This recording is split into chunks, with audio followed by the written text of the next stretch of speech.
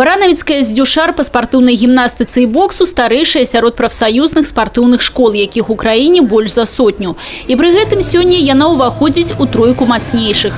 Высокую планку падрыхтоўкі спартсменаў спартшкола ўзяла з першага дня свайго існавання і трымае дагэтуль. 18 яе выпускнікоў зараз выступаюць за нацыянальныя зборныя нашай краіны. Толькі за мінулы год яе выхаванцы заваявалі каля 70 медалёў, у тым ліку на міжнародных спаборніцтвах. Баранавицкая здюшар профсоюзов по спортивной гимнастике и боксу одна из ведущих в нашей стране. В тех видах спорта, которые традиционно всегда были, это, конечно же, гимнастика спортивная. Лидия Горбик, Андрей Кан, участники Олимпийских игр.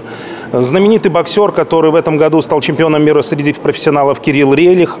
Отделение бокса, воспитанник этой школы. До речі, першим тренером Кирилла Релиха был менавіта Анатоль Хвайніцкі, які вось ужо 6 гадоў кіруе спартыўнай школай. І знакаміты выхаванец ніколі не губляе магчымасці выразіць яму і школе свою удзячнасць. Что для меня значит эта школа? Ну, это мой второй дом, в принципе, можно так сказать, потому что большую часть времени своего подросткового я провел здесь, в компании своего тренера, наставника. Желаю дальнейших успехов. Надеюсь, и в боксе будет тоже результат повышаться. Урачыстасці з нагоды паўвекавога юбілея спартыўнай школы сабралі шмат гасцей. У адрас яе кіраўніцтва, трэнераў і выхаванцаў няспынна гучалі добрыя словы і пажаданні.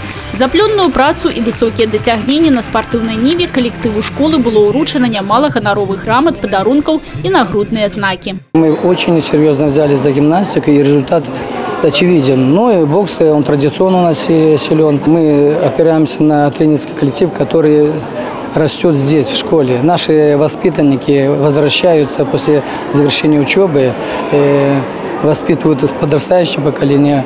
И они же, мастера спорта, здесь занимались. Понимаете, это очень здорово, с традицией преемственности. Одним з галоўных падарункаў школе стала навіна пра новыя магчымасці, якія адкрыюцца для яе ўжо ў хуткім часе. С 1 сентября будет открыто еще одно новое отделение, отделение единоборств, отделение борьбы самбо, где маленькие мальчики и девочки начнут заниматься этим прекрасным видом борьбы.